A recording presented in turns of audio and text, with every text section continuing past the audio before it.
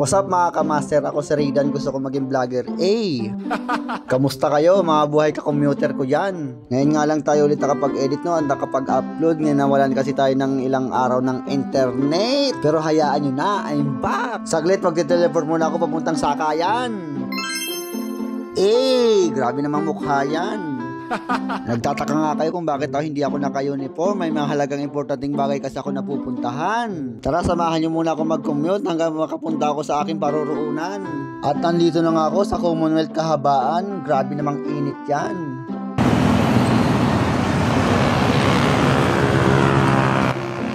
Ang ganda-ganda ng panahon. Saan kaya pwede uminom? Uy, bad yun. Nakasakay na nga ako ng jeep dito sa Commonwealth Kahabaan. Nag-i-enjoy nga ako pag masdan yung mga sasakyan na antutulin magpadalagan. A few inches later. At nandito na nga ako sa Cubao Aurora. Pumasok na nga ako ng 2011 para maghanap ng maiinom. Ho, yung hindi nakakalasing ha. Yung tubig lang yung damputin mo. Hoy! Nadiputa kung ano-ano naiisip ko. O siya, kumuha ka na, baka saan ka pa mapunta. Ablusot nga yung kinuha ko dito kasi sabi ni Juday ito daw yung pure water talaga. Anong ablusot? Absolute baka naman. Magbabayad na nga ako dito at para mainom ko na ito. At uhaw na nga ako. Eksakto nga, may nakaabang na jeep, hindi na ako mag-aantay. Sasakayin nga ako ng jeep galing dito sa Aurora, Cubao, papuntang Rosario, Pasig. Grabe naman yan, napaka-pogi. Mamaya-maya niyan, maganda lang itian yan. Suot pa yung salamin niyang pangmalakasan. 2,000 years later. At nandito na ako sa kahabaan ng Rosario. Ito yung daan papuntang Antipolo. At maya-maya nga, nandito na yung kaibigan ko. Siya nga pala yung sponsor ko. 30 geng. Panis, naka PCX 110. Shoutout sa'yo. Siya nga pala yung nag-refer sa akin dun sa doktor. At magpapabunot na rin ako. At the same time, magpapabeses na rin. Breases yan. Oho, magpapabeses na rin ako. Malaking discount kasi makukuha ako. At napag-isipan ko na rin to ng 200 beses. At hindi ko nga pinagkakatiwala yung ngipin ko kung kani-kanino lang. Dito lang talaga ako magtitiwala sa nirefer sa akin ng kaibigan ko. Grabe nga yung tuwa ko dito habang naglulong ride sa malapit.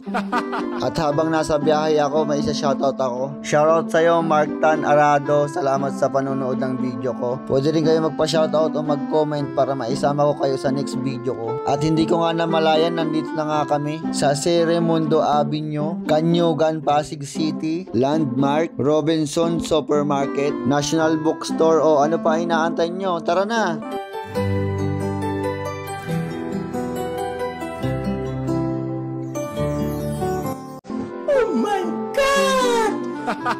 O siya, tama na. Dito nga tayo sa pinaka main purpose natin. Umakyat na nga kami dito, no? Hindi ko nga alam kung anong floor or third floor ba or fourth floor. Basta may floor. Tinatandaan ko nga dito yung dinadaanan ko. Baka mamaya hindi ako makalabas. Uy, yan. Sa mga gusto pala magpapasta dyan, magpabunot, magpa-braces, yun na, lahat. Dito ka na sa MLB Dental Clinic. Katok ka lang dito. At ikay pagbubuksan. Kinabahan nga ako dito kasi pagpasok ko ang daming ngipin. Inabutan na nga pala ako dito ng sapin sa paa at nilalagay dun sa buhok. Ano ba yan? Hindi ko pa mabuksan. Kinabahan niya ako dito. Akala ko may exam. Joke lang. Pinaliwanag nga dito sa akin yung mga dapat sagutan. Sige go, wala nang atrasan. Grabe, assist ka talaga nila dito ng maayos. Sumilip na nga dito si Doc. Ako'y kinakabahan. Pero nandito na to, wala na talagang atrasan. Ano ba tong kulay itim na to? Kanina ko pa to kinakalikot. Parang ayaw magpabukas. Para siyang uod pero nilalagay pala to sa ulo. Halatang taga-bundok, huy! At naglagay na nga rin ako dito ng plastic sa paa, sa sapatos. Para just in case may mga naapakan tayong hindi maganda sa labas, hindi natin maidadala sa loob. Baka mamaya may naapakan tayong bomba, diba? Ayan na, safety na. Pagkatapos nga, sinagutan ko na dito yung pa-exam ni Doc. A few inches later. At eto na nga, chinecheck na nga dito ni Doc yung aking ngipin. Grabe, kinakabahan talaga ako sa una. Kasi first time ko to. Pero nung naramdaman ko na alam na talaga ni Doc yung gagawin niya, grabe. Napabilib talaga ako. Sinukatan na nga ako dito, hindi ko alam kung ano yung nilalagay dyan sa bunganga ko. Basta malamig yan, tapos may lasang mentol. Akala ko nga ice pop yan Hoy, di yan ice pop. Hindi pa nga ako dyan nakakabitan pero na-imagine ko na kung ano yung magiging resulta. At pagkatapos pinagmumug nga ako dito, no? At pagkatapos nilagyan ako ng pangbulaklat ng bibig. Di ko alam kung ano yung tawag dyan, basta pangbulatlak daw yan. Ayan, no, para akong palaka dyan. Ay, natanggal, maliit ata. Kailangan ata dyan, Dok, yung planggana. Sa wakas na ikabit din, kukuhanan ata dito ni Dok ng picture para may before and after. Sige, Dok, i-focus mo pa. At pagkatapos nga, nilagyan ako dito ng kulay blue. Hindi ko alam kung anong tawag dyan. Basta napaka-asim yan. Grabe.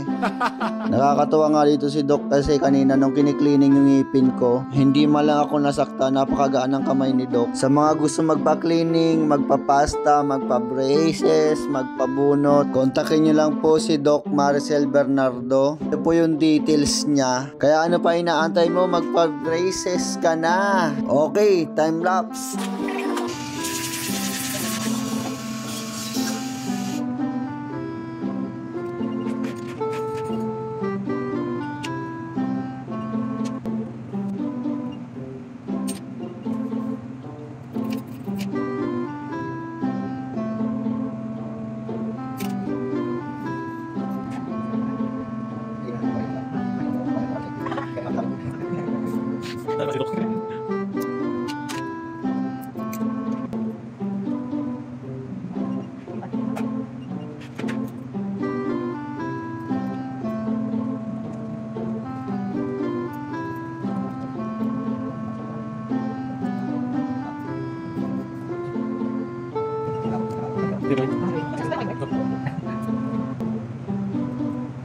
O siya, see you on my next video. Paalam, ako si Raydan, gusto magiging vlogger. Brrr!